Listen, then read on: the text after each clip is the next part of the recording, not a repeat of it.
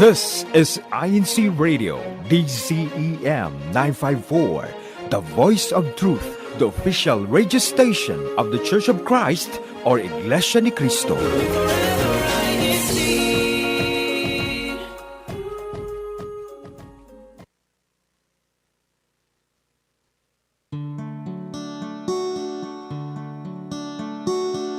Don't be afraid to take the baby steps. It's another day, don't forget, 'cause just a prayer away. Don't give up now, trust the process and keep learning. And if you need a friend, we're in this together, together, together. We're in this together, together, together. We're in this together, together, together, together as a family in faith and melody.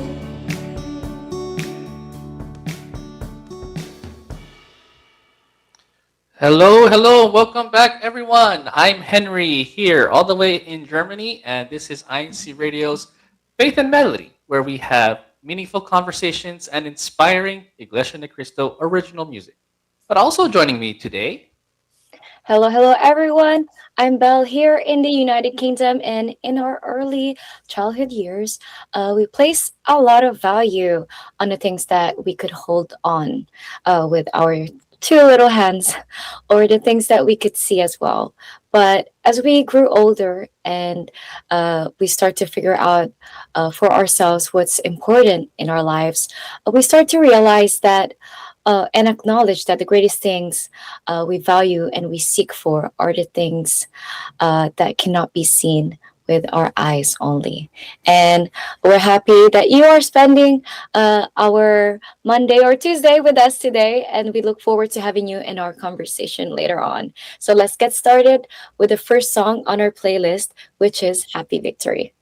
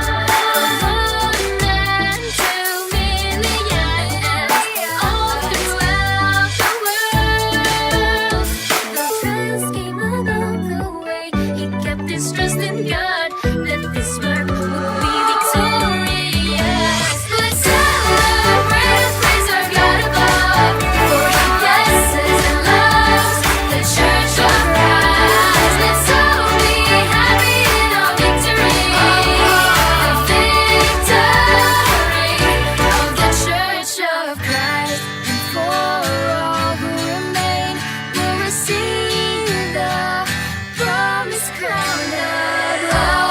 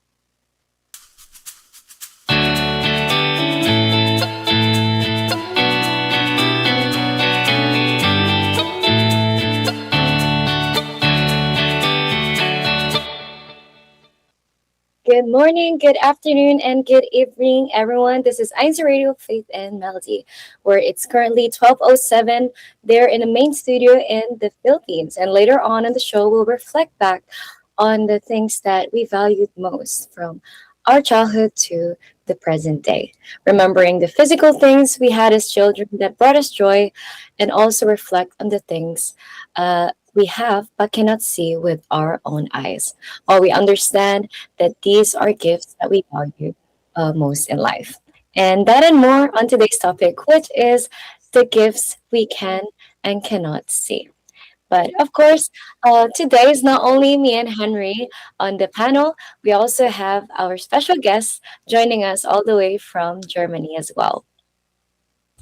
Hi, everyone, to all our listeners and viewers. I am Chanel, all the way from Frankfurt, district of Central Europe. And once again, I'm so happy and excited to be a guest today. Thank you so much for joining us today, Chanel. We're so excited for today's topic as well. But before we start off with our topic today, let's start off with our kickoff chat.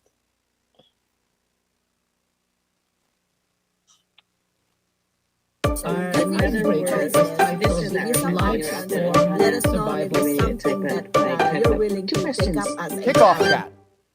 So, in our kickoff chat for today, it's a little bit of a scenario. It's a different situation. So, let's imagine that there's like some kind of disaster happening, and you have to evacuate your home. So, you're going to a nearby shelter. Now, the shelter has food, it has water, it has baby needs, it has milk, it has hygiene. So, you don't have to worry about food, you don't have to worry about clothing because you can also bring a luggage of clothes. You can also bring your government documents because you need to protect your passport and all of that. But you have one backpack left to fill. Now, there's like a storm coming, so your house, your place, your residence, it may not be damaged, destroyed, but you have to evacuate. You have to leave, and you have only one backpack because really there's not much space to bring everything. You have one backpack left to fill. Again, you don't have to worry about food. You don't have to worry about clothing. You don't have to worry about diapers or anything like that. But you have one backpack left to fill. What are you filling your backpack with? That's the question. In the moment you have to evacuate, you have to leave. What are you going to fill your backpack with? This basically answers the questions: what do you value most in your home that you'd have to take with you, knowing that everything would potentially be destroyed? Now, again, you don't have to worry about food. You don't have to worry about clothing. You don't have to worry about diapers and baby needs. It's all going to be at the shelter. What are you going to do? What are you going to bring with you? What is it that you need to continue to hold on to after the storm has passed? So let's see how we answer this question. Feel free to answer your question there in our chat. What is it that you value most in the event of a storm happening? You have one backpack to fill. Let's start with Chanel. What do you think? What are you going to fill your backpack with? As you were playing the scenario out, I kept going through I had a list already, but the number one thing that kept popping up for me was my e-reader. And I chose that specifically because I love reading and it's compact and it's a whole library in one. But I think for me, especially, it was a birthday gift from my husband, and it's like I can't let that one go. Aww. Nice. So e-readers, my books, really just stuff to read. Okay, so you have a backpack. What else can you fit into your backpack? Ooh, okay. Ooh, I like this. Definitely my games, my gaming consoles, and some journaling stuff as well. A lot of it's just my hobby stuff. I guess kind of at the bottom of that list that I know I would have room for in my backpack would be, I guess my pearl earrings are like my pearl jewelry specifically because I've been getting into pearl jewelry mainly because it reminds me of home, of Hawaii, and that's why I would like to bring them on. Very nice. Very nice. So hopefully you have a backpack that you can carry, Belle. What would you put into the backpack of things to bring with you to the shelter? Well, I feel like what Chanel mentioned, like there's a lot that you can actually bring in a backpack. But for me, like the first thought that I had was to bring my ukulele. This is not an ukulele, but my ukulele because long story short, my sister almost missed her flight just to buy me that ukulele. So basically, the first time that we went to Greece was for an in concert, and an in concert that was also an evangelical mission. So yeah, it was like two in one. So we performed there, and yeah, while we were going around like during the week, I was like, "Oh, Dad, I've always wanted an ukulele, and why not getting it from like a um from like those authentic wooden like handcrafted stores." And I know that ukulele is from like Hawaii, right? But although we were in Greece, like I was just like so keen to learn how to play the ukulele. So yeah, I didn't get it that time where I went for the activity with my family because my dad was like, "Oh yeah, like maybe next time, like we'll see, we'll see," and then like I just couldn't take my mind off that ukulele. So like at the end of the trip, like I think I was like my brother's age, like I was like 13 or 14. I don't know. I was like really young. And yeah, I was happy of course because it was such a lovely week. But at the end of the day, like at the end of the week, I was like, oh man, I should have just bought that ukulele. So when my sister came back that same year, um, I was just like, oh, please, can I please have that ukulele when you come back? Like, can you please buy it for me? And then like at first she said no, so I was like, okay, that's fine. You don't like her itinerary was really busy. But at some point she had like a change of heart. She's like, oh, it's now or never. So she just instead of like going straight to the airport, she went to the market and bought the ukulele and then ran to the airport, and I almost missed her flight because of that. So yes, I would definitely bring my ukulele. That's one of the things that I would bring. But in terms of other stuff, like because I was thinking, uh, since my mom is really crafty, like we have a lot of photo albums, around the house, like physical photo albums, and I'm like, oh, maybe like one of them. But also like since we're so digitalized, like our era is so digitalized, like maybe I could get like most of the pictures in my phone, so I don't really have to necessarily bring that photo album, but I would bring my journal because like those thoughts like from years ago, like I can't really recreate if I'm a changed person now. So maybe I would bring my journal as well. And one of my favorite hair tools that my other sister brought me for my birthday. So yeah, maybe those are my main things to bring as of now on top of my head. But what about you, Henry? What's like your first thought when it comes to like essentials apart from the actual essentials for like food and clothes? Yeah, so I mean, for me, I mean, it's a given. You always have your phone with you, so I can do a lot with my phone already. I need my laptop. It's just something essential. I bring everywhere, even in my. I pack it in my car. Go on vacation. I always have a laptop with me. But I like what you guys said in terms of like you're bringing stuff that has sentimental value for your loved ones, like Chanel with the e-reader gift from your husband, and that really ties into reading and keeping yourself occupied and deep into uh, everything it represents, especially with the ukulele. Like it's deep. Uh, like you have a story behind it, and I think that's what we're gonna. A little spoiler alert for our conversation today. The things that we discussed, there, it's more than just an object. It represents the value of someone who values us, and it makes us all the more provide uh, a priceless price tag, if that makes sense. There's no value on it to anyone else except for you. So it's for me.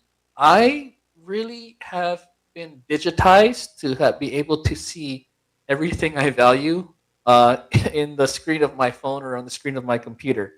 Um, Aside from that, I don't know what I put in my backpack because I don't even play video games anymore, which is something I used to do in my childhood. See, I'm looking around my office space to see what I would bring. I think I would just bring whatever else somebody else wants to bring because I don't need to bring anything else with me. I got my clothes, I got my shoes in my luggage. So if anyone else needs to put stuff into my backpack, I'll probably just put whatever my daughter says. Oh, put this in the backpack. I want to bring this too. So yeah, need. I don't really have any tangible things or things that I can need to keep with me. They can all be replaced. And maybe not. I don't even need to replace some of them. As long as I have my laptop, I think I can. I'll be all right. But let me look in the comments really quick, and Belle, you can help me read out some. I'll read half. Greetings from Radka Hayak. Hello, Faith and Melody. Greetings from Livermore, Northeast California. Rachel Inocencio, a very familiar name. I'll have to meet her someday. Greetings to our viewers today from the District of Central Europe, local of Heidelberg. Um, Belle, I keep forgetting this person. You can take over from here. Yeah.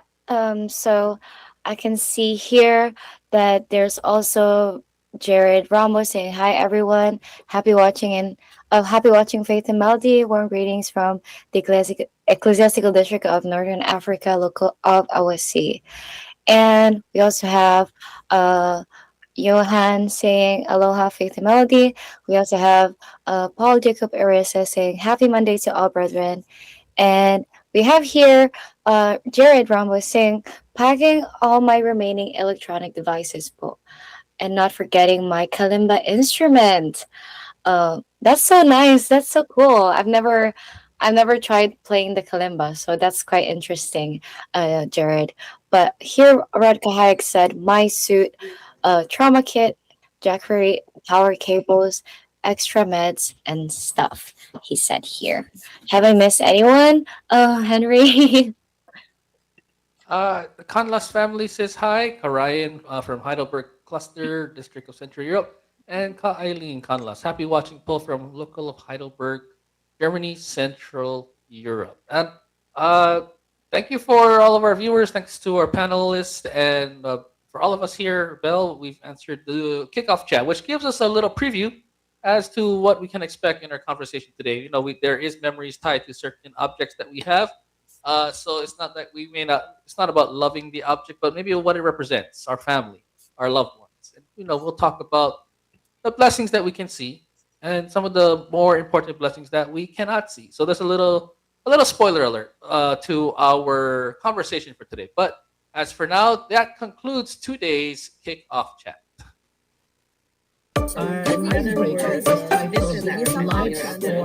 know if it's something that you're willing to pick up as a Kickoff chat. So before we begin our conversation, we're going to take a quick musical break and listen to two INC original music. First song will be Come With Me, followed by Come Into the Light. So stay with us here on Faith and Melody.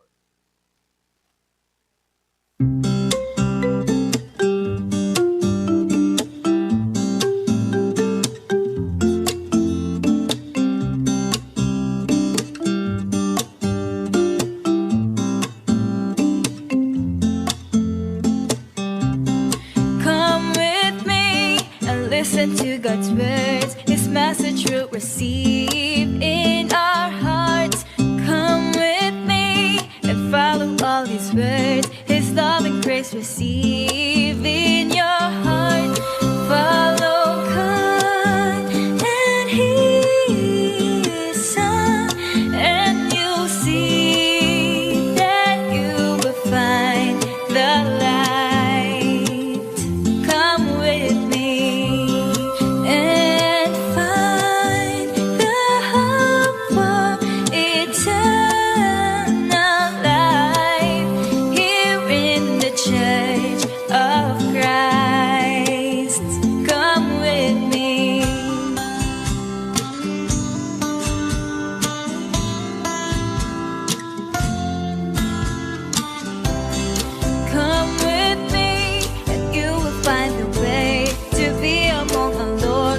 Chosen one, come with me.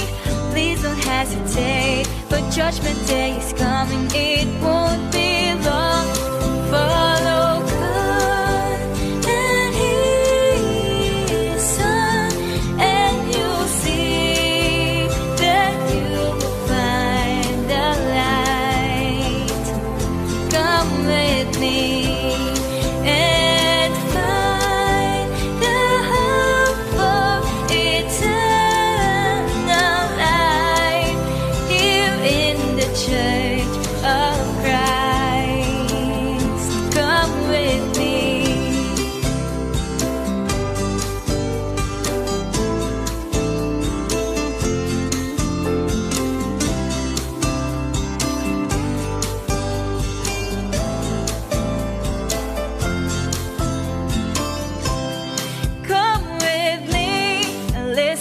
God's word, His message we'll receive in our heart.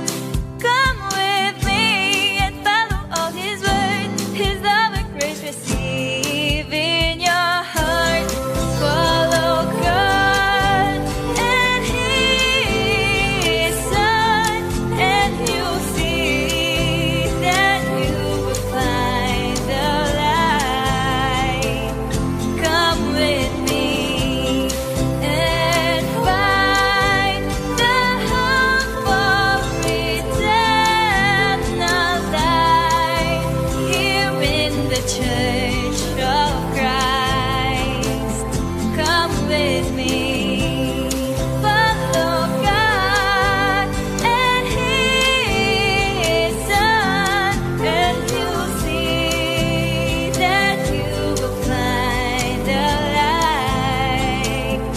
Come with me and find the hope for eternal life here in the Church of Christ. Come with me.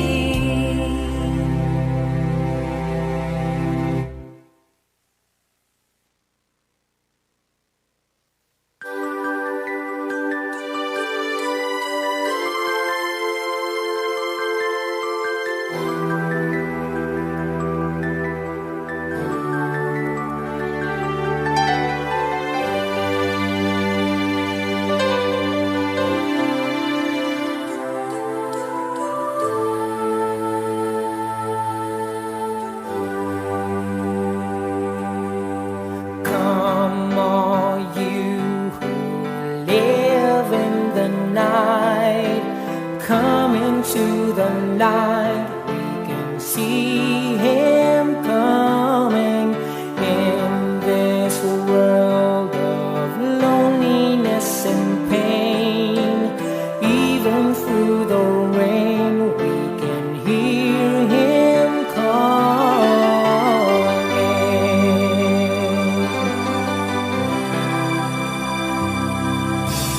When I call to His holy name, with all my heart I pray to bring you near.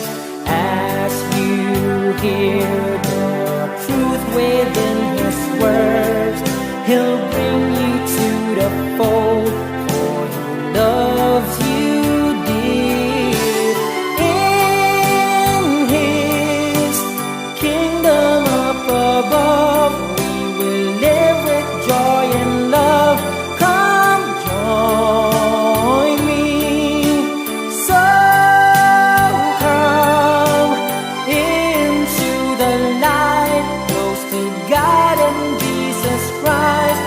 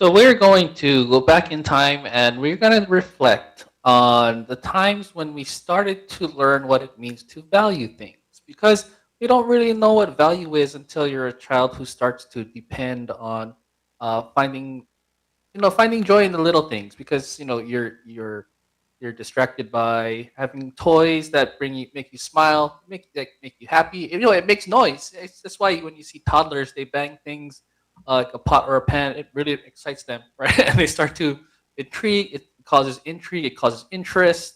And then as you learn more about your controlling your body and the different things that you can do, and you learn how to do cool tricks or other things that cause you to generate the notion of valuing things. So let's ask the first question. As a young child, before becoming a teenager, what tangible items did you value most? So think back to the times when you were a child. That what was it that was always in your hands to keep you occupied?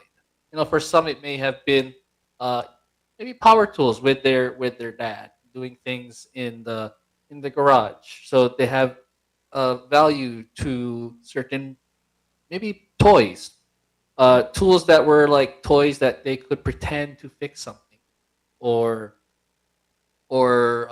because some parents were in construction, they like playing with toys that were like a bulldozer. You could play with it like a toy, or maybe it was just very simple things like what we're going to be talking about now. For as we share amongst us, what were some of the things that we did as kids to keep us occupied? So again, the question is, as a young child, before becoming a teenager, what tangible items did you value most? So let's ask Chanel.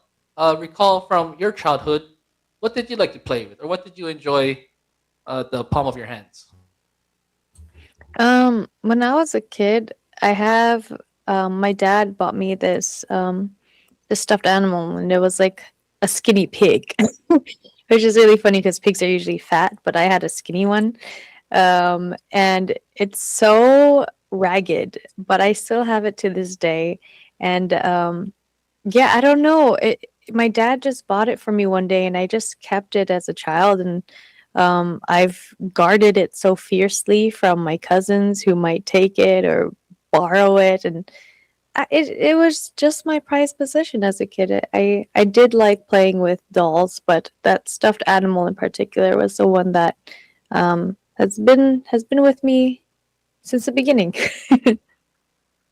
So, oh, wait, what about the toys that you play with as a kid? I know, for me, honestly, my childhood perspective is still very fresh. I don't know about yours, but as you were playing with toys, uh, can you still clearly recall what was going through your mind? Like how much fun you had, or like were you trying to recreate scenes from movies or cartoons, or what was your objective in playing with toys? I see what you mean, and actually, with I feel like from my childhood, my it's not physical, but my imagination was, one of the things that I interacted a lot with. Or actually, maybe this might count. Um, I guess the childhood movie that back then it was like the tapes, TV or movie tapes, and Yes. we play it all the time, and even putting in the rewinder machine. Kids today won't know what a rewinder is or what's used for, but that was so entertaining to me as a kid. I don't know, because it started like I was gonna like I was in charge of making my own movie theater, and I'd set it up for my younger sister and I at the time, and like we'd have a whole movie thing out of it. Um, but yeah, just the movie tapes we played with, because you could stack it as well and pretend that it's like little buildings and just kind of Yeah. knock it over, that type of situation.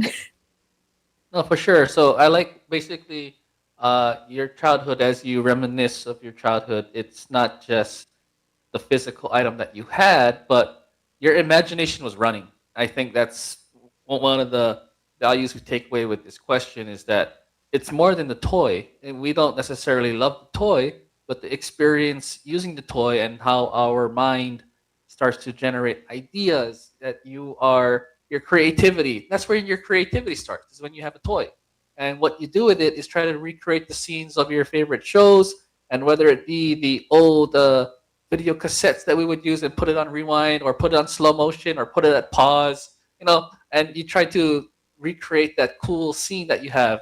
I think that's the experience we get from our childhood. Now, we remember the object, but the object also reminds us of a very fond memory. What about you, Belle? I think you have a pretty decent list. I think. What kind of tangible items did you value? Well, as a kid, I really enjoyed going outdoors, and like for us, like me and my siblings, like going to the park was like the best day ever, or like the best day during the week because yeah, we just enjoyed going outdoors all the time. And the difference between Italy and UK, the weather there is quite stable. When it comes to like spring, maybe spring is like more rainy of course, but like summer and like pre autumn vibes, like the weather is quite like constant. So yeah, we got to enjoy going outdoors more often. And for me it's like I'm just gonna list it out. So it's basically your rollerblades, biking, like playing with dolls. And I had this specific mic that my parents got me, and it didn't necessarily make me like make my voice like make me project my voice, but it had like a song playing with it, so I would just press the button and then I would just sing along with it. And then yeah, it was just fun. I think that's when like my love for music started. And also like along with like my mom, because she's an organist, right? So like me and my siblings have been musically inclined as well because of that, because of my mom's duty. Like it's just it was just really fun in general. And then I think there's like something specific, candy makeup. I don't know if Chanel remembers, but like candy makeup Explain was yourself. the I have thing. no idea what that is. What does that mean? Okay, so basically, you know how there's like eyeshadow palettes and like lipsticks. So basically, as a child, you would have all those whimsical things, like with a lot of glitter and stuff on the packaging, but instead of being actual makeup, because like we're too young to wear with makeup, um, it's actually candy. So instead of us like wearing it, like we're just eating it. I don't explain it, but we would have like some screws and that like you just eat it, or like with the lipstick, like I would still pretend like to put it on, but it's still like a lollipop basically, if you think about it. So yeah, that was something that really it was really fun to like eat and also pretend that you would wear makeup, because I don't know, when you're a girl, like a young girl, like you see like your aunties or like your mom like wearing makeup and you're like, oh, I want to be like them. So yeah, it's just something like that. But also like apart from all of that, since I had two brothers growing up, I started like playing also with like their cars and like their battling toys, like their figurines or whatever. And then there was like this specific spinning battling toy that like it was so fun to play with. And yeah, that's that's some of the tangible things that are like that really created my no, that made my childhood more memorable. I feel like they didn't create my childhood, but they helped um create a great experience during my childhood. So yeah, that was like quite fun. What So about you, Henry? I see that there's a few things that we have in common as well. yeah, so at first I want to comment on. I don't know why I remember that lipstick. That's not a good thing that I remember the lipstick toy. I think I played with that, and it was delicious. So at least it was food to me. But also, before I answer, I just want to read some of our comments here. We got Clear Rod saying that he had toys that change forms, toys that has a sword, and toys with with guns and everything of the old military days. I know those toys very well because I used to watch some of those shows. Kuya Johan has It's not a pretty young age to have that, so I'm not going to say that. But Jared Rumble says toys made from wood resembling different animals like giraffes. So he had animal toys. I like that. Ka Eileen says, I remember my father gave me a doll, uh, a lifelike female doll, but I kept it hidden and basically played with the brothers' robotic toys. Like that. So, I mean, um, boy toys are cool. I think that's what I mean. Belle had that, and Eileen also used her brother's robot toys as well. For me, um, here's the thing with me is that I'm the bunso. I'm the youngest of the boys, and I've had very bad financial management with my allowance. So things with like action figures and trading cards, I never really had my own because I would spend my money too quickly on food and things I probably shouldn't have bought on impulse, and I couldn't really buy stuff. So it's more of my brother's stuff, like their bikes or their trading cards or their comics or their comic cards. I did have a bike though. At a young age, I was able to learn how to ride a bike. But all these things were basically to make me feel belonging to my siblings and belonging to the neighborhood boys because we would show our trading cards. We would play basketball together. We would ride our bikes around the block. We would recreate our favorite scenes from the cartoons with the action figures. We would read the comics together. And so, what made me recall some of these items is not necessarily the items themselves, but what it represents. My childhood is represented by these toys because it made me for the first time understand what it means to be part of a unit. So whether it be my brothers, whether it be our neighborhood, the boys who all played together, or whether it be my cousins who we share our comic cards with, that's where we learn friendship. That's where we learn how to be nice to each other. Sometimes you have little discrepancies and little arguments, and then you make up and you're friends again and everything. But it's not about the item itself, although sometimes when you touch an item, when you hold an item, it does recall a lot of good memories. Like for Belle, it's her ukulele for sure. I'm sure every time Chanel reads a book on her e-reader, she's always thankful at the same time. So yeah, so when we think back to some of these items, it's not materialistic. It's more representation of a bigger value behind that. And so now let's grow older. We're in our teenage years now. As a teenager, asking the next question, as a teenager towards your adult years, in your teens, what tangible items did you value most at that time? We're a little older now, so it's not about as being little kids.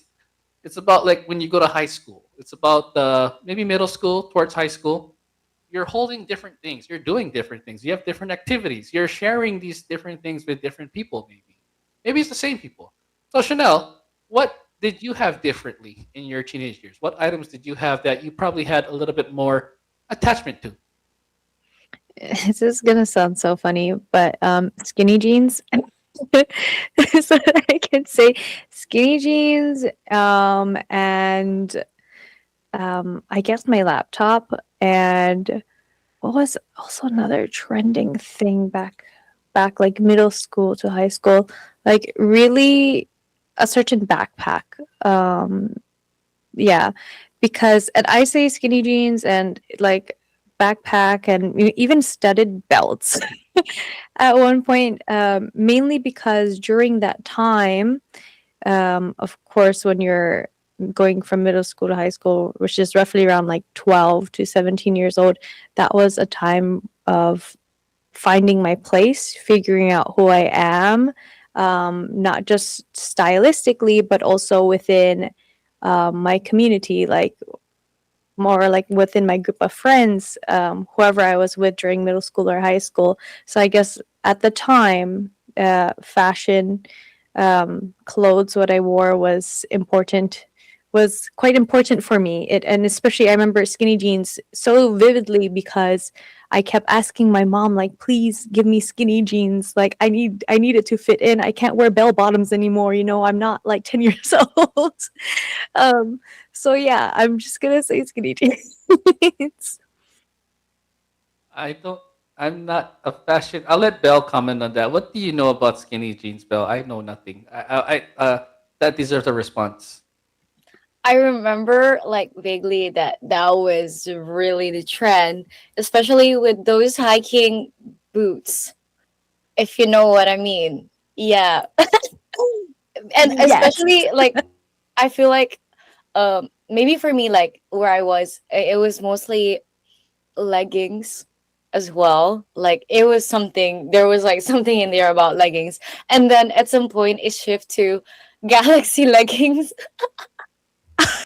Or like the tights, yes. Yeah. Yes. I So forgot about that. That is so I'm just glad I didn't go through every single phase during that time. But yes, Belle, you just unlocked a memory, and I cringe at it right now. it's giving 2016. Very much so. And when you mention about outfits, it's true because I feel like when you're in your teenage years already, or like even preteens, like what when you're like 12 or 11, like you see your like your older friends or like your aunties and uncles, and like like they're into like the the trendy like outfits or the trendy stuff, and you're like, oh yeah, like I want to be like them. I want to be cool like them.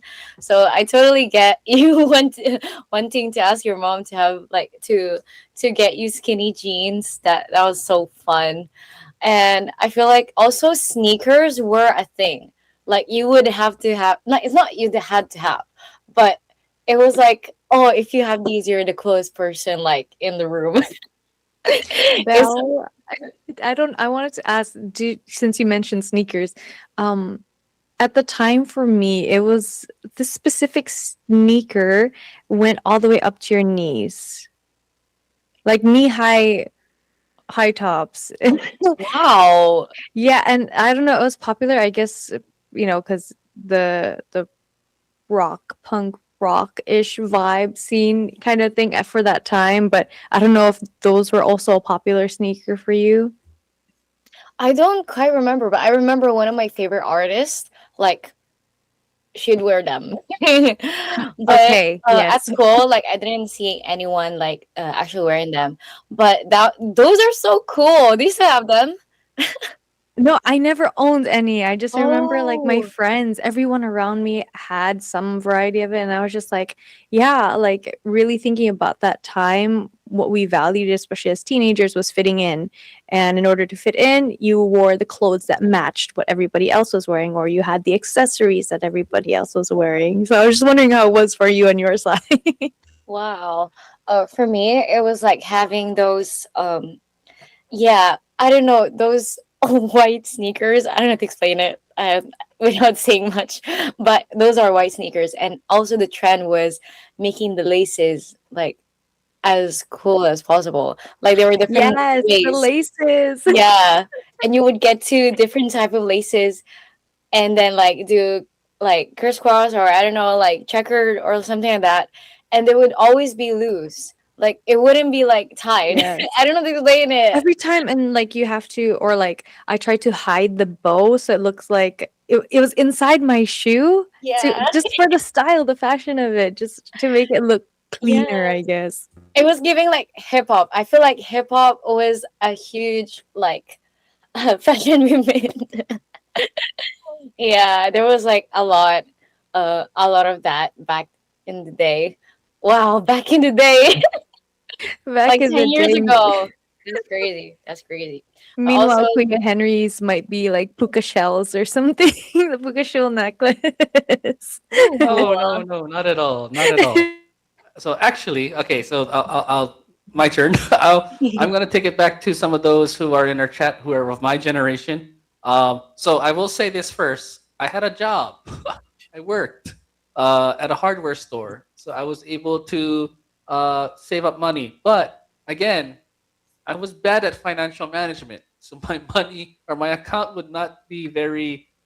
It would usually go empty really quickly. Why? Because I would buy music for my car. I would have that big subwoofer in my trunk that would make loud, unnecessarily noise at night with music. Would also buy like A denim jacket. Wow, For me, makasaya entry. the denim jacket, the Sige. denim jacket would be very uh in terms of my generation, it was very a goal to have. It was goal to have that jacket because it represented, okay, I can take care of myself now.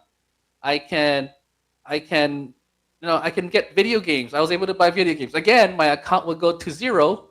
It wasn't a good thing. I would have my backwards cap because I wanted to fit in. Like Belle and Chanel said, I wanted to fit in. So I would also be pretty trendy, trying to be with the crew. Um, and so yeah, with my as I got closer to my adult years, and I think we can all relate to the fact that in our teenage years, with generation of hip hop and everything, yes, I was also into hip hop, not necessarily being able to sing or recite the lyrics to hip hop. It was more of just playing the music out loud.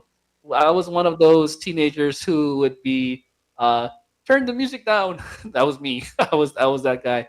But as teenagers, you do want attention. You want to make your impact somehow. Looking back at it, I was like, or actually looking at it now, when I hear loud music past the house, I'm like, turn the music down. So full circle moment. It really is like makes me more understanding to the younger generation is that they're trying to figure things out. And when I see these radio items, these car stereo items, when I go to electronic stores, it does make me remember I really wanted it at that point, but now I don't want it anymore. I don't need it anymore. I'd rather have that loud sound in my stereo at home. But before I continue, we got some answers to some of the questions I want to go through real quick. There's a lot of brand names being mentioned, so I'm sorry I'm not going to read the brand names in here. But Brad Takushi mentions a red jacket he used to wear in the 80s for his breakdancing back in the day. And then there's Kuya Rod saying he values the letters he received from his girlfriend, now who is his wife, and he still has them in a shoebox. So that is, I don't know, Chanel, comment on that. How do you feel knowing that Kuya Rod saved the letters from his then girlfriend, now wife? That is so sweet. I think like handwritten letters need to be done more often in modern society, especially when it comes to romancing your partners. Yeah, I already see Belle. She agrees 100%. But yeah, that's very sweet. And the fact that it's from his now wife. Goals, couple goals. You know what I have right now? Just long paragraphs of text messages that's archived in our phone. And I'm such a like I love physical letters, handwritten letters. I'm so sentimental like that. If you already haven't noticed by now, but yeah, that's amazing. 100% Yeah, I awesome. think we all have either a saved voicemail or saved text messages that we screenshotted from before. Kuya Rod also mentions jerseys and sports memorabilia from his favorite teams, loving his skateboard uh, till he until he dropped. He skated until he dropped. Brother Jared Rambo there in Africa says, District of North Africa, football, like to play in my teenage years. Cool. Again, Bradley Takushi, a lot of brand names there, but basically in Hawaii, there are a lot of surfer related items that he would have, jerseys and sports memorabilia from his sports teams as well. And I think we have some others who just came in. So, Kaviki Tomopoy, good afternoon from London, District of Britain South. Happy and enjoy watching Faith and Melody. Hello to our host, Kuya Tex, and in live chat. And there's Camario Calvello there in Berlin. Happy viewing po. Brethren from Central Europe. And of course, Cabrali mentioned saying happy viewing to everyone as well. And a familiar name who you will see tomorrow's broadcast. Please tune in to Faith and Melody tomorrow, 6 p.m. Kuya J. Leno doesn't want to sleep, so hello and happy watching to everyone. He's up and awake at this time. He's giving a shout out to the three of us, me, Chanel, and to Belle. Um, let's grow a little older now in our conversation. We are now in our adulthood. Like I said, the way I look at music or the loud sounds now, my views have changed. I don't like loud music anymore. I've entered that age. So we're entering our adulthood. So next question we're asking, in our early adulthood and up to present, what tangible items did you or do you value most? And what do you even collect as a hobby? So it's funny because there are in this generation of content creation and social media, there are uh, a lot of people my age who are still collecting trading cards, collecting very well known Japanese fighting monster cards. There are a lot of those who are still what do you call those? They're all the same. They're all monster fighting cards and everything, but it's being like sports cards too, like rookie year cards. It's not really a hobby of the individual card itself, but it's a collection of rare memorabilia that a lot of people my generation do nowadays. I'm not into that personally. For me to answer the question first, the things that I value most are pretty much the clothes I have. I'm starting to value my clothes and making sure they smell good because I go amongst people. I want to make sure it's presentable. Yeah, there's not much items I have nowadays that I really value except my laptop. Chanel, what about you? Like now, from your early adulthood up until probably around now, what did you value the most? Let's give it a time frame from your adulthood up until before you got married. Let's say what are the things that you Okay. probably valued the most? That would be much easier to answer in an organized fashion. Early adulthood, I want to say, um, my K-pop albums, music albums, and I mainly say that because when I got into it, I was like 12, and that was during a time when it wasn't as global or big as it is now, and hence the accessibility to getting any products, and on top of being a child with no income, um, I couldn't get any of that until I became an older adult when it was more accessible and I did have um, like income to buy the things I wanted. So yes, as an early adult, I definitely um, treasured those. Also because of nostalgia, and it's something I really enjoyed. My laptop as well, because it really helped me get through my life in college and school. And especially when I was studying abroad in Korea, of course, like that helped me got my homework done. So that was important. And my hobbies that I'm collecting now, it's so funny because I feel like I'm also kind of reverting back to entertaining my younger self, the inner child that I had. And I collect those figures, cute little figures. That's all I can say. Cute figurines, like really aesthetic and pretty. Yeah, that's pretty much what I'm collecting now. But if you were to ask me what I value the most, um, I guess it came after marriage, which is of course my wedding band and my engagement ring, of course. It, you know, it, due to my relationship with my husband. So um, I can say for now that is the one tangible thing that I carry the most value with. Yeah, so it's funny now that we've evolved to from past to present. You go from that skinny pig to, and you still have the skinny pig to I the do. wedding. It's in the room. Actually, I brought it here in That's, Germany with me. that's pretty It's cool. so So cute. you go from skinny pig to wedding band. That really summarizes your entire growth. Uh, I don't know how to elaborate on that because that it is deep in itself that you still have the skinny pig. So it's you said it's from your dad, right? Yeah, it is. Yeah. Yeah. So I mean, there's a lot of symbolism in there. I like it. I need more time to reflect on it so I could actually say something of deeper meaning to it. But no, maybe it'll come back to me later. But that does say a lot that you still have that skinny pig and the ring that reflects who you are now as a married person with your husband Mark. And it's I want to say something deep. So I'm not going to say anymore. I'm going to say something deeper at a later time. So I'm going to pass it on to Belle. Uh, what do you from your early adulthood, even up until at present, what is it that you probably have the most value towards? Maybe because it means something more than the item itself. Well, like as an early adult, um, I started like valuing more my camera. I don't know how to explain it.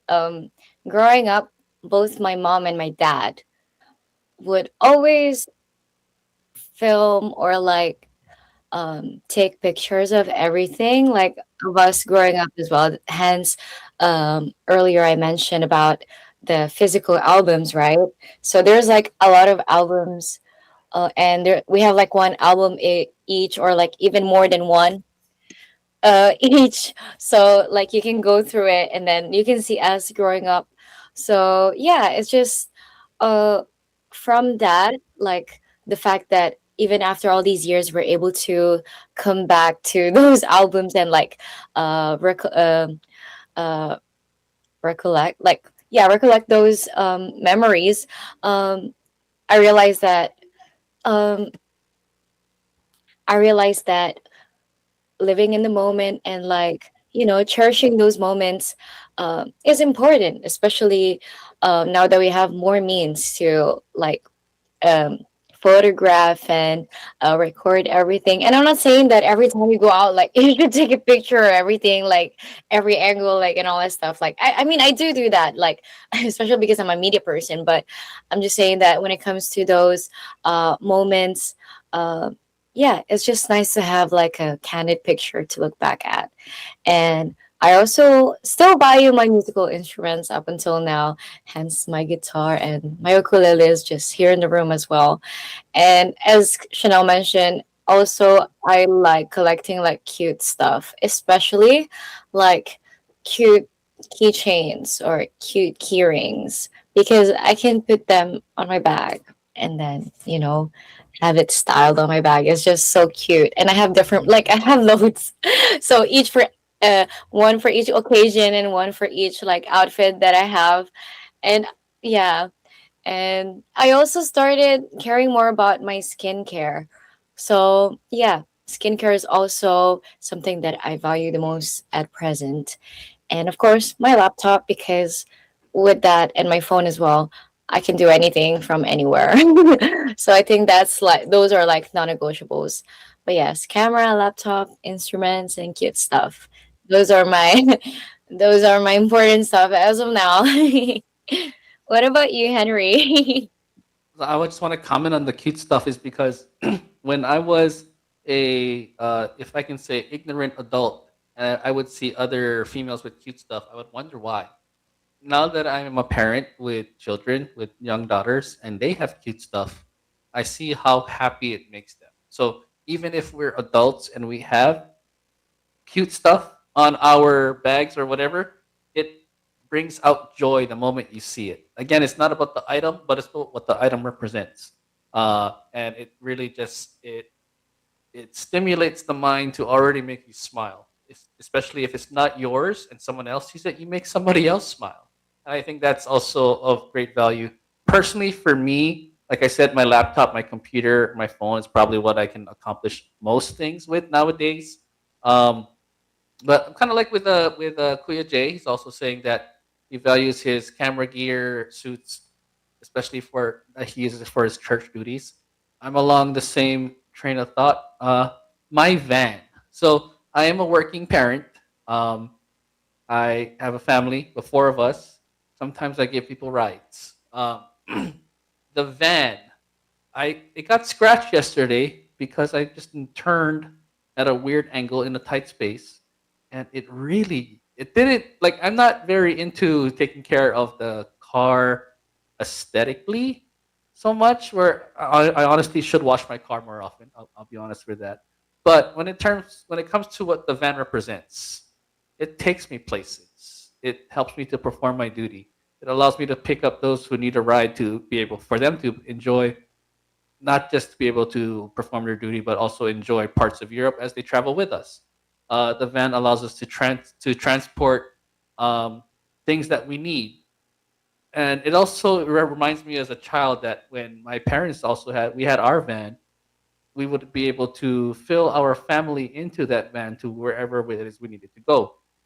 So that van, it was a transporter of good things waiting on the other side.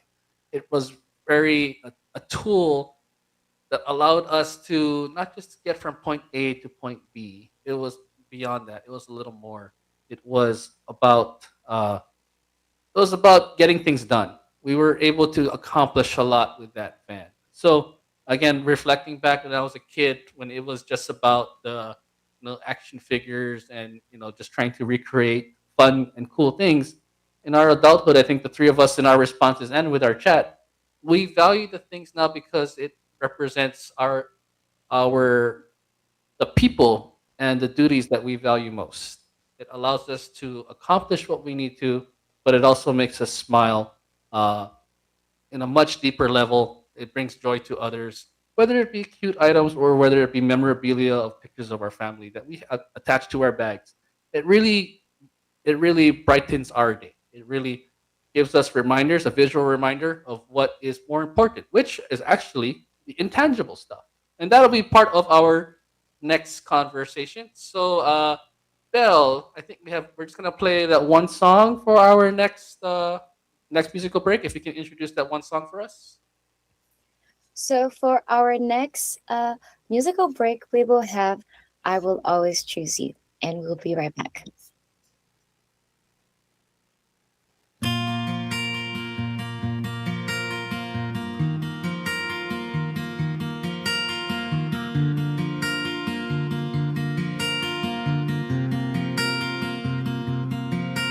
It has always been you and you alone. You lead my life. You mold my heart. I owe everything I have to you. Here I am, my God. I'm forever yours. Oh, I've never been all alone. You are my guide. You hear my prayers. You're my everything. You're all I need. Come on, may my God. I'm forever yours. So when problems are around me, and when temptations surround me, and when I'm out there facing choices, I'll stand my ground. When that very moment comes, when I have to choose, this I promise, I will always choose you, Lord God. Ooh. Hey, hey, hey. What have I done to deserve your love? There were many times when I had failed you. My broken heart was filled with regret and shame. Thank you for your mercy, Lord, and your unfailing love. So when problems are around me, and when temptations surround me, and when I'm out there facing choices, I'll stand my ground. When that very moment comes, when I have to choose, this I promise, I will always choose you, Lord God.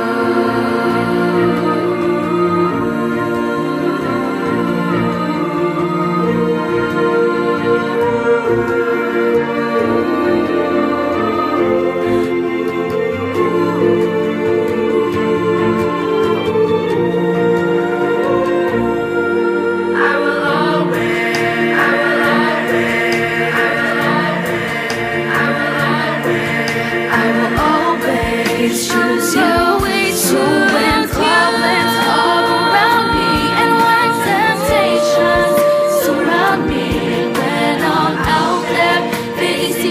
insist I'll stand my ground when that very moment comes, and I have to choose.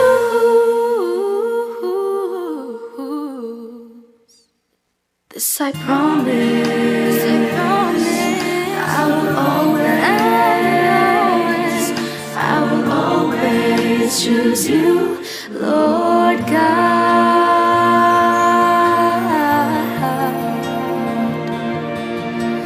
Hey, hey, hey. Ooh.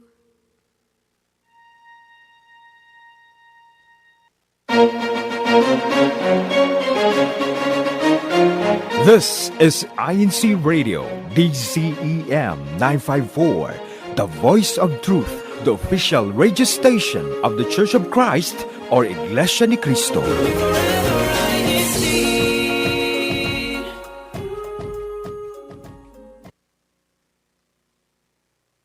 We are presenting the Iglesia ni Cristo Sign Language Guide, Android and iOS version. We gladly introduce the new interface of our INC Sign Language Guide, Android, and the much-awaited iOS version. The INC Sign Language apps is a project of the Christian Society for the Deaf under the Christian Family Organizations Office of the Iglesia ni Cristo Church of Christ. It is a part of the Church's continuous intensive efforts to reach out to and care for the deaf, INC members and non-members alike. This free sign language app includes the following features: 8,000 plus vocabulary entries, all in video, customizable video playback speeds, examples of signed phrases and sentences, categorized everyday signs like alphabet, numbers, colors, greetings, educational terms, medical terms, legal terms, Iglesia ni Cristo and religious terms, and many more. User maintainable favorites category, fast search and voice search, all features are available offline. And since these sign language applications contain phrases concerning the Iglesia ni Cristo and religious terms, we can use these apps in inviting more deaf fellow men to learn the basic doctrines being taught inside the church. For more information, please visit www.iglesianicristo.net, www.facebook.com/Christian Family Organizations, www.facebook.com Christian Society for the Deaf. Thank you for your support.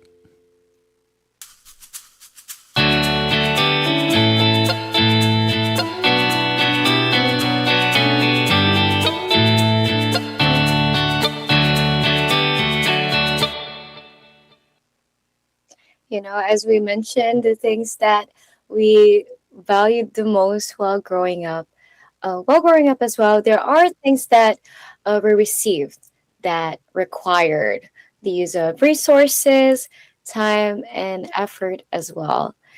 These being, knowledge, wisdom, experience, and skill, and none of which can be physically held or seen by a person.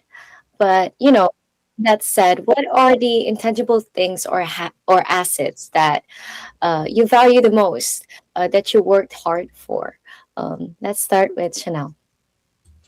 Some of the intangible things that I value is my extrovertedness, and I can say that with confidence because as a child, between my sister and I, at least, I was introverted, or like I was super shy, and I want to say that I developed into being an extrovert with time. The older I got, and I enjoy being an extrovert. I love meeting people and connecting with people and learning about their stories, and I just like being out there. So I think that is my favorite intangible asset about myself. I love that. And, when it comes to skills in general, like, especially being confident and like extroverted as well, it's something that doesn't happen overnight, right, Chanel? So, yes, I believe that it does take practice and time being sociable, but I'm glad that, you're here with us today and like sharing your experiences with us. So that really is something that is intangible, but we're glad that you're sharing that with us. I believe that when it comes to things like that as well, although it's something that we might not be able to grasp physically, I feel like those really um, have a deeper impact on people, especially when it comes to interacting with other people. So, Henry, what about you? What would you like to share with us?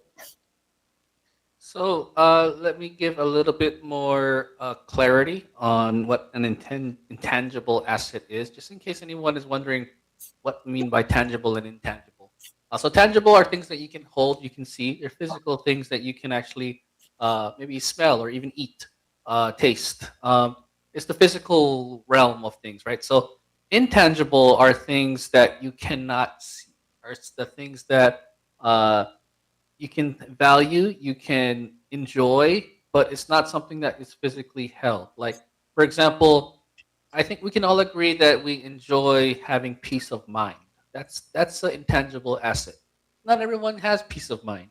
I think some of us can. I think we all can agree that an intangible asset is a sense of belonging. And that's why some of the toys and hobbies we had as children, it had more meaning than just the physical object itself. It provided a sense of belonging. For me, trading cards and being able to have trading cards amongst my peers. Oh, I have this rookie card of this basketball player. Oh, I have this third year card of this football player. Things like that. We're all able to share and contribute something. So, other intangible assets that I think we can all agree on is the memories with our family. You know, like Chanel mentioned, the skinny pig, or Belle with the ukulele. It's more than the object; it's the family member who gave it to them. It's the recollection or the ability to reminisce of the individual, the time when they gave it, and how the emotion it brought to them every time they look at it. And if you still have it, it means so much more that after all these years, you're still able to have that same emotional experience every time you touch or see the object. So the intangible for me, I think, is my professional career in terms of the certifications. I know there's a certificate that comes with getting a certification, but it's what it represents. Um, from someone who is an English major, and I'm not sure if anyone knows what an English major is. It's one of those degrees that you wonder why. Shouldn't you be a teacher? Maybe, maybe not. I don't know. But I didn't want to be a teacher. So I have an English degree, and I don't like to read. So that tell me how that makes sense. I don't know if that makes sense or not. I do enjoy writing, but with that English degree, I was trying to figure out my career, and so I realized I still had a passion and a natural ability to do information technology or computer IT work. And when I got my certifications, to get that requires a lot of self study. What is self study? Studying at my own time, being at home with computer devices I bought through websites, used devices, put them together, make it work, and now it's my job to allow companies to be able to connect with each other with through technology. And that's pretty much my job. That's something no one can take away from me. A tangible object can be taken away. Someone very mean can take away Chanel's skinny pig or Belle's guitar back in her background. That a tangible object um, can be lost. An intangible thing cannot be taken away. It's something that is with you. You hold on to. It's in your mind. It's in your experience. It's in your wisdom that nobody can take away. So for me, I do value my accomplishments. I do value memories. The memories I'm still building here in Europe with my family. Again, me and Chanel, we're from the islands. I don't know why we're here, but we're here. we're building all these memories with our respective families on our respective peers, and those. Shut up! I'm going to ask you. I'm going to pull you into my response here. Um, let's think of the memories we've already built amongst our peers. You're there in Frankfurt. I'm in Kaiserslautern. We cross paths every so often, but we are building our own memories with our respective uh, the people who surround us. What can you say about the intangible assets that you've gained since moving here to Germany?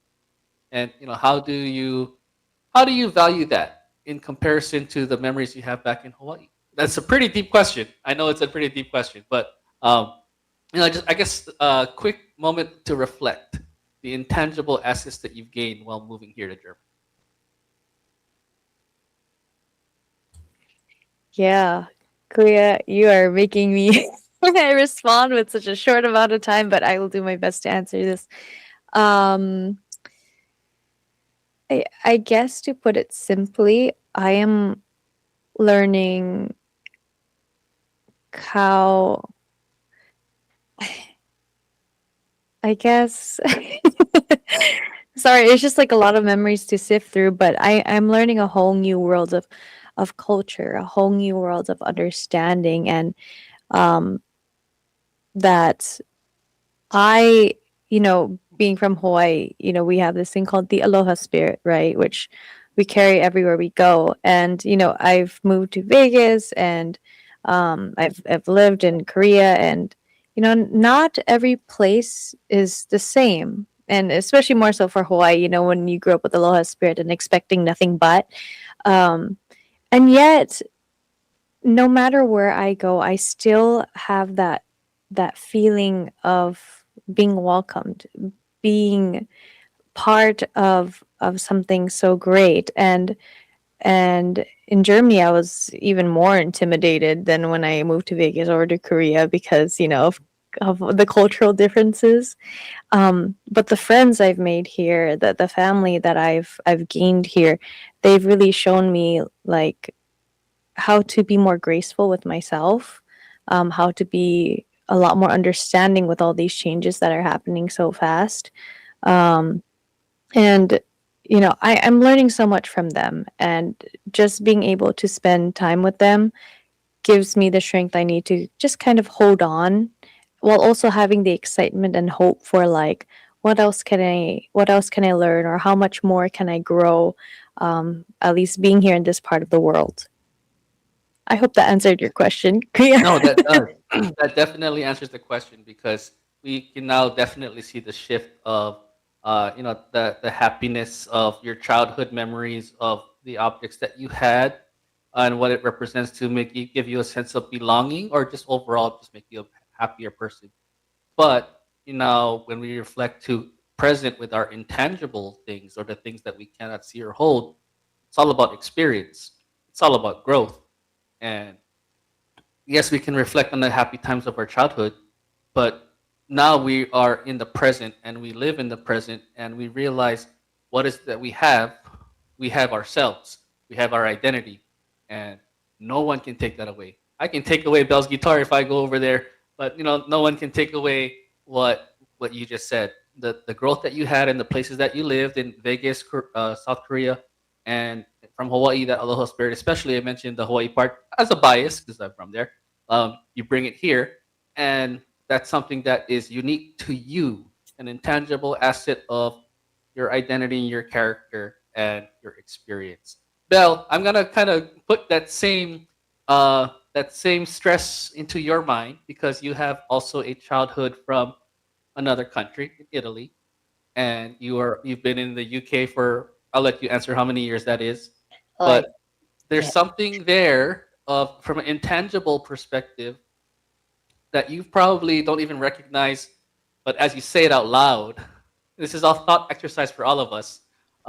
As you say it out loud, you probably realize you have an intangible thing that you gained from your experiences in Italy to your experiences there in the UK up until the present. So, that being said, it also does tie in the question: what is that intangible thing that you probably value the most now with your experience back in Italy and here?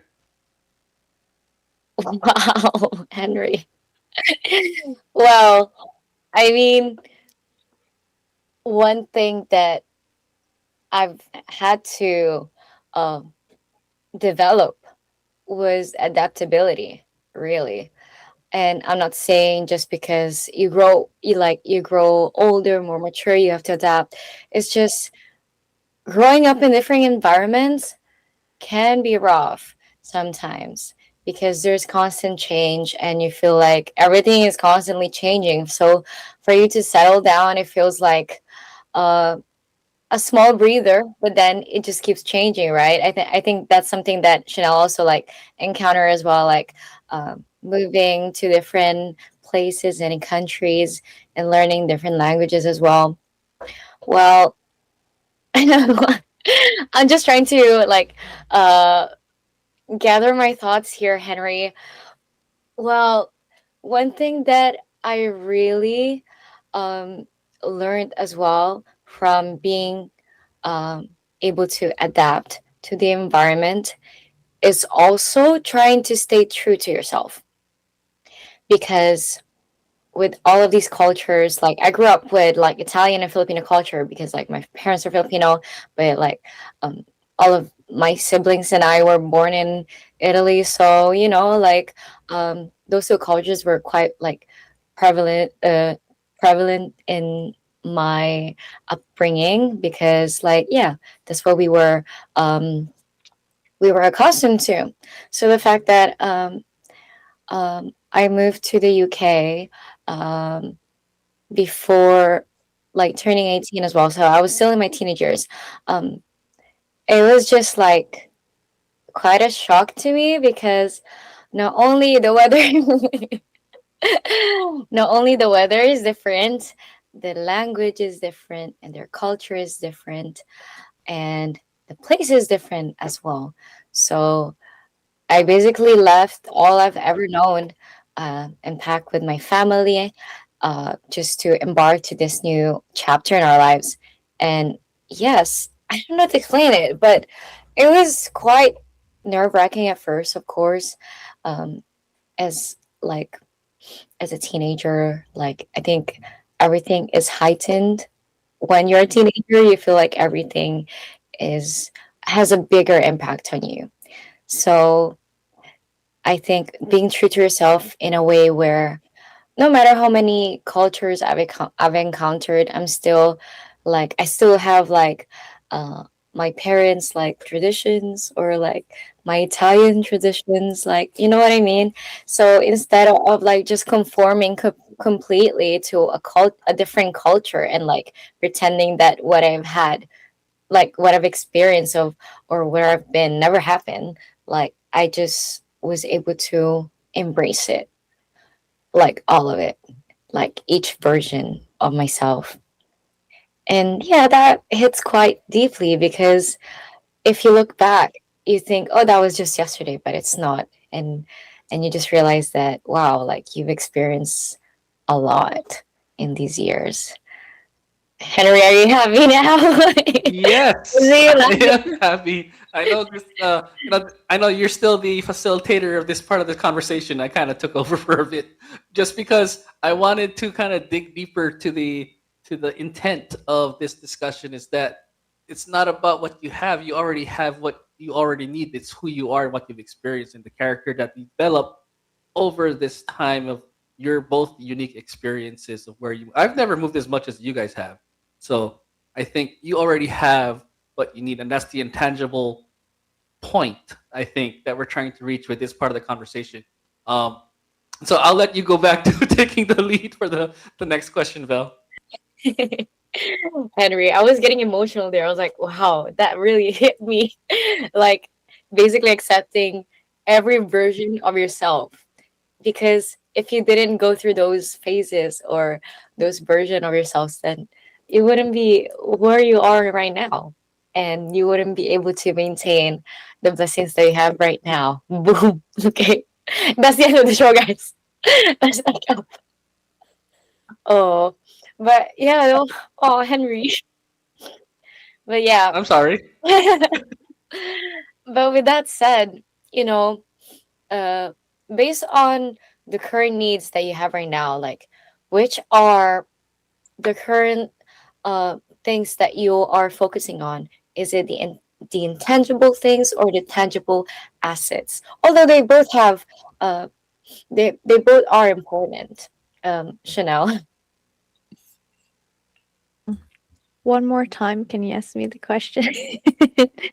Okay, so since we are at a different stage in life, based on your current needs right now, what are you currently focused on? The tangible or the intangible things in life? And they're both important though. Yes, yes, yes, yes. Okay, so right now I am really working on the um, tangible, no, intangible. Sorry, I blanked out for a second.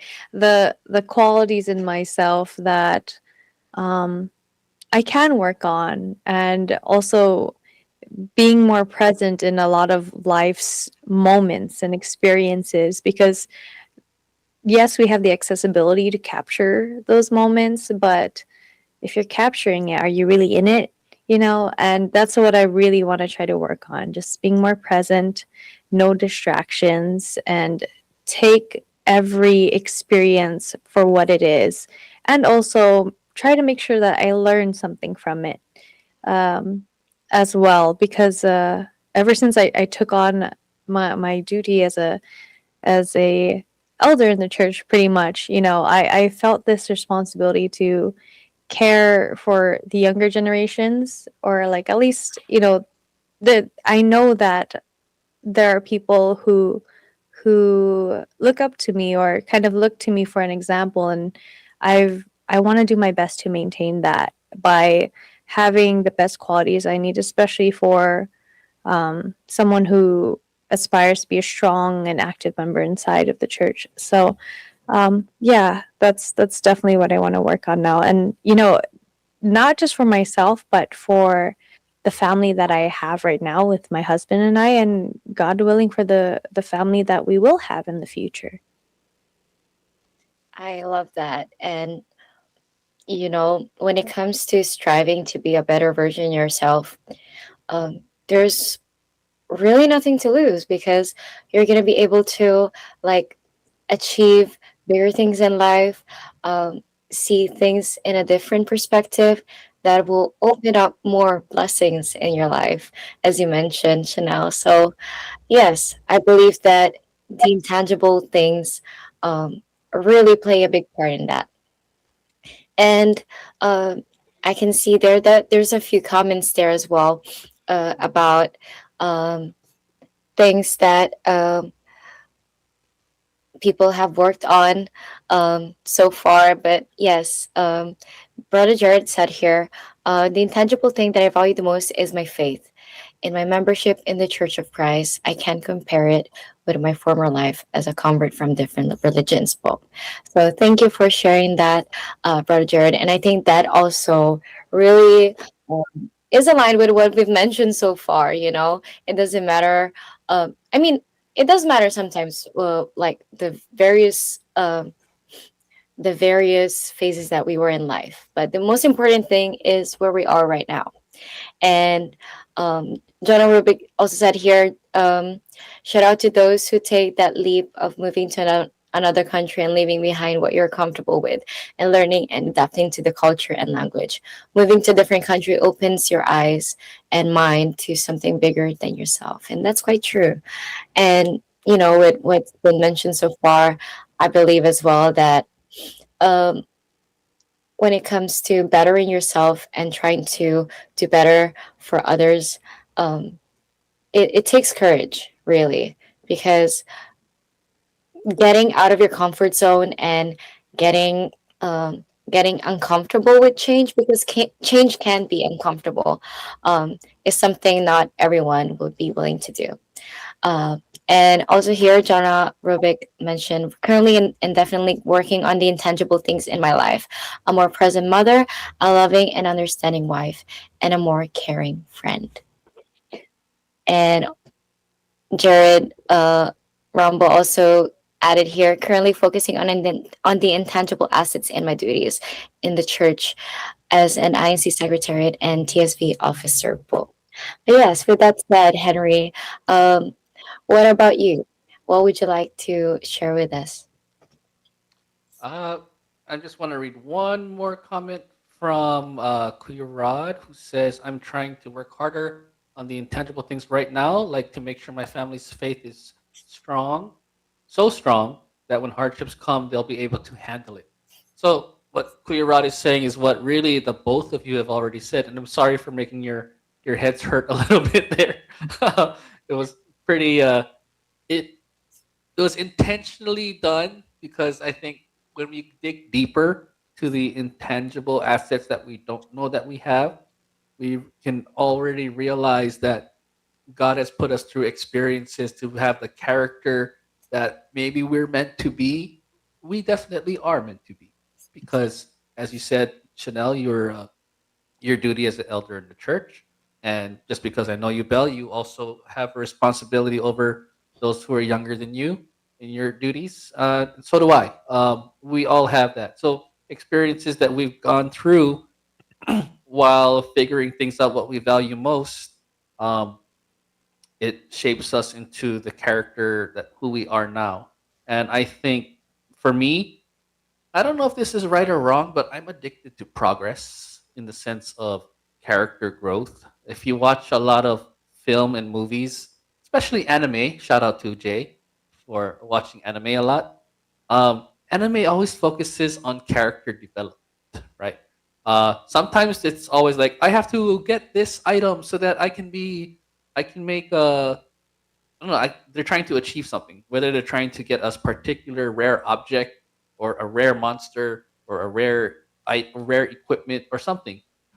It's really the end goal of all these animes is to become a better version of themselves. So to answer the question, what is my importance or what is my current focus, the intangible or the tangible? I think it's both because as I aim for the tangible, I'm intentionally growing in the intangible. If that makes sense. I'm trying to secure uh, the physical needs of my family. So that is tangible food, clothing, shelter, um, future savings for my children's education, but it represents the intangible assets as well, right? It's about furthering my knowledge in my career, in my current position. It's about enhancing my children's education as they progress in their education. It's about ensuring that my wife has all the things in the kitchen that she enjoys because she loves baking. She really does enjoy baking a lot. And so she has a bread maker now, so she can make bread and she really enjoys baking. She has different pans. She has a lot of cupcake stuff that no, so it's all tangible stuff, but from the intangible, it really makes her happy and it allows her to share her love in her way to our friends and our family. So uh, I know we always ask this or that questions, but my answer is usually the third option. It's just like both or something else. And in this case, it's really tangible, but because there's an intangible reward to it. Uh, and of course, we're gonna go to the deeper part of our conversation, and we're gonna transition now into the third part of our conversation as we reflect on the blessings we have at this time, both the tangible and the intangible. So, in the third part of our discussion, we're gonna ask the very simple question: what is it that you value most in life at this moment? Whether it be tangible or intangible. Brother Jared already answered this question very clearly with his membership and his duties in the Church of Christ. So Chanel, I'll ask you first, our panelists. What is it that you value most in life at this moment? Um, right now, I currently value um, the quality that I want to say God really blessed me with. There's a reason why that I was able to grow into an extrovert so seamlessly, so naturally. And it was because of the duties that God has placed in my life growing up. I used to be afraid of being in front of so many people. And next thing you know, I end up getting used to singing in front of so many people at multiple different events. And even now, hosting, talking in front of like large amounts of people. Um, it feels so natural. It feels so comfortable for me now. And I'm truly grateful that, God has given me the opportunities to meet so many people and to be able to speak um, as well as I do. And in a sense, I appreciate it more out here as well because at least in the friends and family I made within Frankfurt, a lot of them are introverted. So I've become kind of like their spokesperson sometimes, and they've always shown like how grateful they are to me. Like, thank you so much for hosting or speaking up to all the children for reminders or something like that. Like it's so nice to use the talents and gifts that I have to be a voice for those who can't be the voice. And that's why I've taken extra care in the way I speak, in my intention, and making sure that my thoughts, my heart, everything I do aligns with God's plans or His will for me. And my extrovertedness is truly a gift. Like, yes, sometimes I can be really anxious, which is surprising to a lot of my friends who have seen me being out there. They're like, "Oh wow, you're nervous or you get anxiety and stuff," and I'm like, "Yeah, I do. I get really scared. Like sometimes I don't even want to go up, and yet you can't tell at all because of how well I'm able to deliver it. And all of that is because of God's guidance and help and the practice that He's let me go through all these years. And it's truly a blessing. Like I really love being out there and meeting people, especially like for Belle, your sister Erica would 100% know, and she's been one of those people who has seen me um, slowly, I guess, rise, gain more confidence in myself as an extrovert. So she was really there throughout my developmental process. And Kuya Henry, I know that you also, we're on the same island for the most part, and you've seen me here and there as well. But I know that you've also recognized the change that I was from the Hawaii version of me all the way to the German version of me, I guess. I want to say, uh, from this might sound like out of off tangent, but like there's some species of animals that like if it's a community of animals, one of those animals will adjust to become the role that is missing in that group of animals. Um, because I want to say I'm introverted too, but I also when someone has to speak up, I'll speak up too. Maybe it's a Germany thing. I don't want to stereotype too much, but since we moved here, yes, the Hawaii people are speaking up louder, I guess. But just basically relating to what you basically said is that um, the path that you've come across is, kind of similar to my answer for the other one is your growth and development to the character who you are now, and the continuous growth and progress of that. I think is something that really what God, our Almighty God, is putting us through to be who we're meant to be of great value to those around us. That's how I interpret your answer. And so, Belle, I'll go straight to you. Actually, before you answer, I did see a couple of greetings that come in from Priscilla Batan. Hello, everybody. Happy watching Faith and Melody.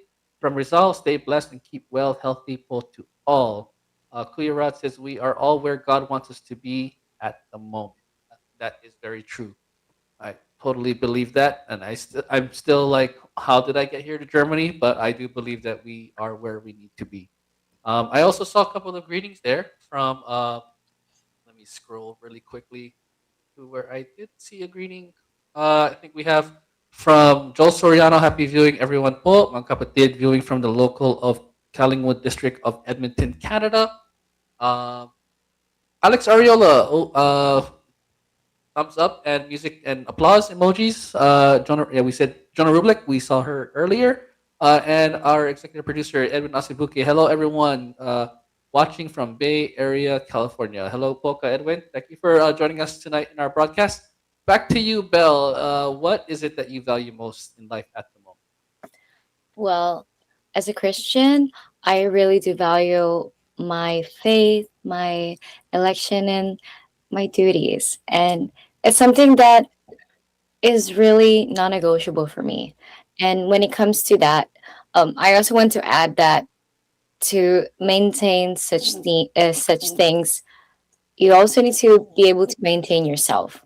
So self care is something that really goes hand in hand with that, in my honest opinion and experience. Because how are you gonna be able to maintain your blessings if you cannot maintain yourself, right? So if you're not uh, taking care of yourself fully, or if you haven't gotten much of a rest or break, um, you know, uh, we should remind ourselves that there's always time for everything, and it's a matter of prioritization as well. And something that I learned from my parents as well. Yeah, there's always time for everything, and there's always a right time for everything, the right time and place for everything. So when it comes to our duties, our election, and our responsibilities, there's always a time and place. And, you know, you should always um, put into consideration taking a rest as well and taking care of yourself. That's why, like earlier, I mentioned about skincare, like being one of my tangible items that I value the most, because that gets me started like throughout the day. Like, oh, I'm ready. Like I'm refreshed. Um, like I'm ready to take on this day. I'm ready to take on my responsibilities. I'm ready to take on the challenge that I have to face today or during the week. So, yes, although it might seem like something very simple or even um, not as important, but I feel like those little things that really prep you or, make you feel happy, like what Henry mentioned earlier. It doesn't matter what it is, what tangible object or item it is, no matter how goofy or cute it is, as long as it makes you happy and it's not, of course, like against God's will. Yeah, it is something that can help you get through your day by day. Henry. Yes. Uh, when I see some of the cute things on my wife's keychain, it does make me happy. I mean, the fact is, that when someone wants to intentionally put something somewhere, it makes it they want to be happy every time they see it, because one, it represents who they are. They know it's their keys. They know it's their thing. Like when I see my daughter's bag, she puts little. Her backpack has little monster animal things. I don't know what you call them, but it makes her happy. I tried to take it off one time. I said, "No, no, Daddy, keep it there." It makes her happy. I'm gonna leave it there because it represents something that maybe I'm not aware of, but it makes her smile. So that makes me smile. What do I value most in life at the moment? I think it's already been said by Chanel and Belle. My faith, my membership, my duties. Um, and I like when you say non-negotiable. I like that word because the job that I have now, I consider it a great blessing because I was able to put up a non-negotiable item in there. Intangible item is my ability to perform my duties. I get a call from I got a call from the uh, person trying to fill the position, and what happened actually was I said I will only take the position if I can go to church, be able to perform my duties.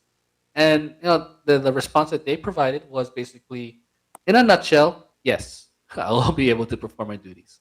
Um, then there we go. I took the job. It's not interfering. There's no hindrance, and I'm able to protect. For me, I'm able to protect the most uh, valuable, intangible item in my life, which leads us to the next question and final question for today's conversation.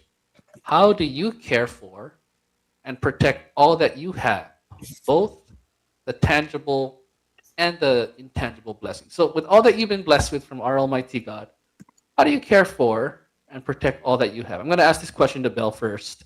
I'll give Chanel the final answer to today's conversation. So, Belle, how do you care for and protect all that you have, both the tangible and intangible blessings that you're given from our Almighty God? By being able to prioritize what truly matters to you. And once you have it, like in order to maintain it, don't take it for granted. Because since it came from God, right? He can take it away so easily. Like, don't take it for granted. Everything is um is everything that you have is a blessing from God. And in order for us to be always in His favor and you know have these blessings that we have, our non-negotiables, our um, our family, our friends, our stable income and jobs, right? Our skills and experiences. Um, all of these are fruits of God's labor and, mercy unto us. And for me, something that my parents have always taught me is always put God first and the rest will always follow. So I'm glad that you shared that with us, Henry, about standing your ground and sharing with those who are hiring you that you would only take that job or opportunity if you're able to perform your duties. So yes, I think that is quite inspiring, and it's also a reminder for all of us to um, practically put God first in our everyday lives. So yeah, it was something that had to be developed. That type of courage, to be honest, it's not easy. I remember starting the workforce, finishing my studies. It's one of those things that, honestly, I would be kind of too shy to even mention. Uh, but fast forwarding to now and knowing where my faith is at and knowing what it is I value most in life, which is my faith and my membership, like you said, it's a non-negotiable. I will not get myself into that situation where I have to worry if I can perform my duties. I mean, it's something that's how I protect the things that I value most. So, and I pass the mic over to Chanel. How do you protect all that you've been blessed with?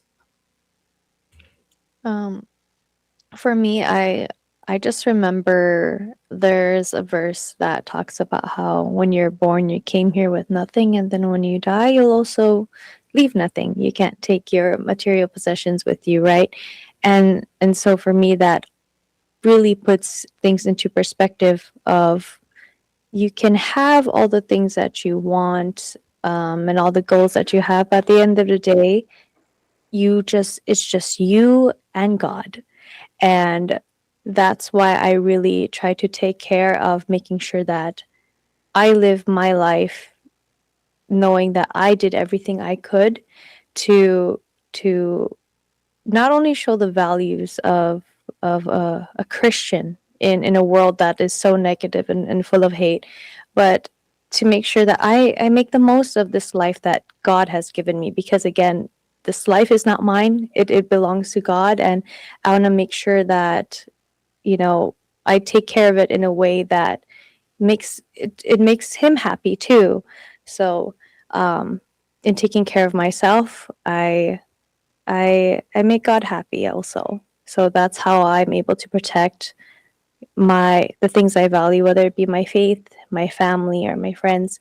Um, I I stay grounded, just knowing that God is the one who's there to keep me aligned on and making sure I'm on the right path in life.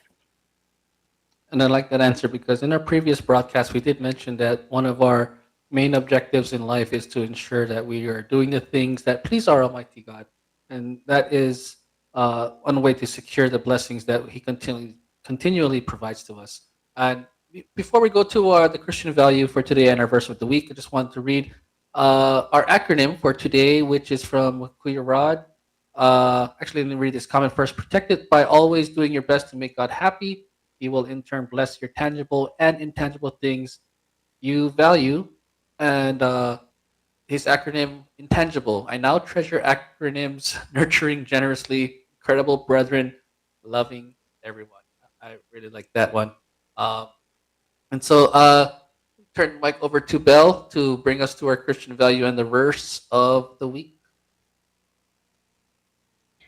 Well, we are given many things in this life that serve one purpose or another. And some of these come in physical form, or like they provide resourcefulness, leisure, or joy even. And other things such as education, professional skills, and experiences cannot be physically held, but are something gained through time and effort. Many tangible and intangible things come as gifts or as a result of hard work. We should utilize what we have been given to maintain and protect our greatest wealth, which is our membership and our duties within the Church of Christ. And with that said, we will now go on to our next segment, which is our verse of the week. And it is, what is true wealth? It's not wrong to desire wealth and prosperity in life. But a big house, fancy cars, and lots of money, is that all there is to life? Should material gain be our number one priority? Or is there something more valuable than money and worldly possession? Hi, I'm Brother Andrew Fisher, and I'm here to share with you another verse of the week. We'll read from the Gospel of Luke, chapter 12, and the verse is 15.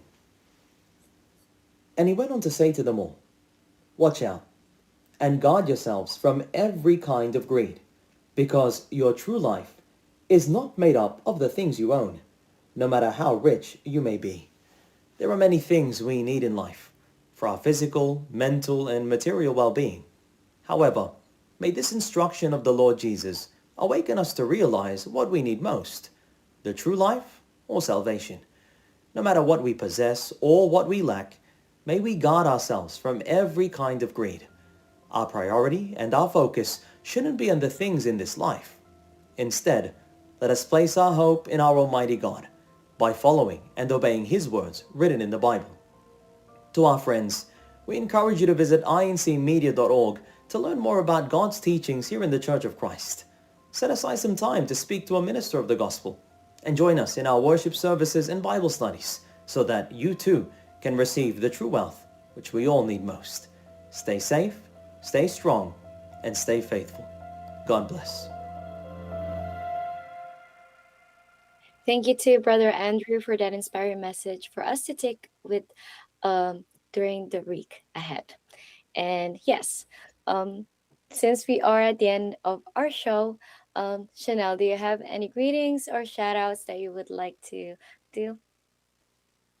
Shout out to my family back home in Hawaii, as well as my family in Vegas too. I miss all of you very much.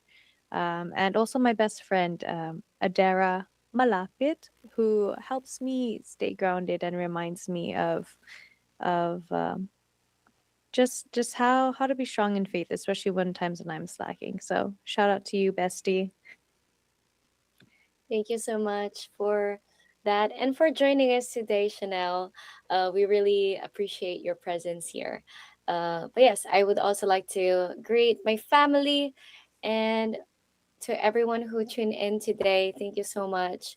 As well as Jay, I know that there it's really early in the morning there, so thank you for joining us today. And of course, Henry for always being here to host with me. Henry. So I would like to shout out Belle for being here with me today. I'd like to shout out to Chanel for also being here with me today and for the other days to come. Uh, also shout out to those who are in the chat from Central Europe, who always join us constantly. Uh, I see Kuya Rod, sorry, from Central Europe. I see Kuya Johan. I see Mario Cabello. I see Kuya Johan, formerly Central Europe. I see. I saw. Who did I see? My wife. Yes, I saw my wife. My wife and children who are just on the other side of this wall, always tuning into Central Europe. Shout out to Kuya J. Shout out to Kuya Tech. Shout out to everyone for always making Faith and Melody such an enjoyable success. And always a pleasure to be here and to always share experiences. And so, shout out to everyone who continues to always join our broadcast. So, as we conclude our broadcast, I want to say thank you to everyone for joining us. I'm Henry here in Germany. And I'm Belle here in the United Kingdom, and we have been your host for today.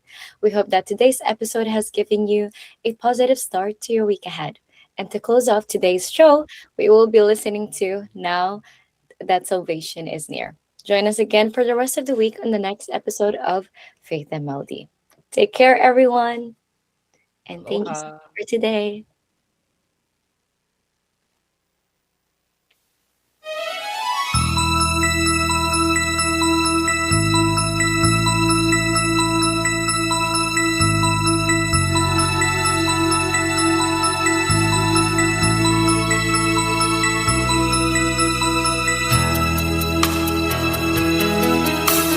Once long ago, the world was conceived.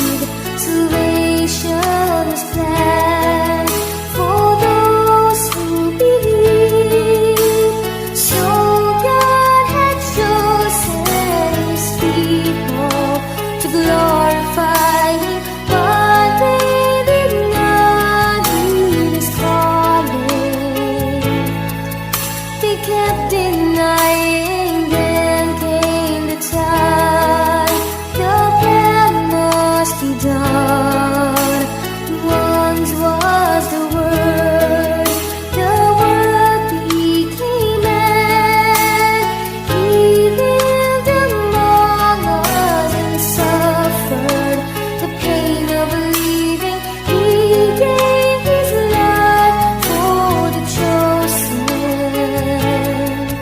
The curse was broken, angels from heaven gave thanks to all His wonders. We gained His eternal grace. He drew us nearer to all His blessings and unceasing care, and then He'd guide us through it all and promised us He'll always be there. In these last days, the prophecies told, in the ends of the earth, the world will behold, from just one man to a nation, strong and faithful.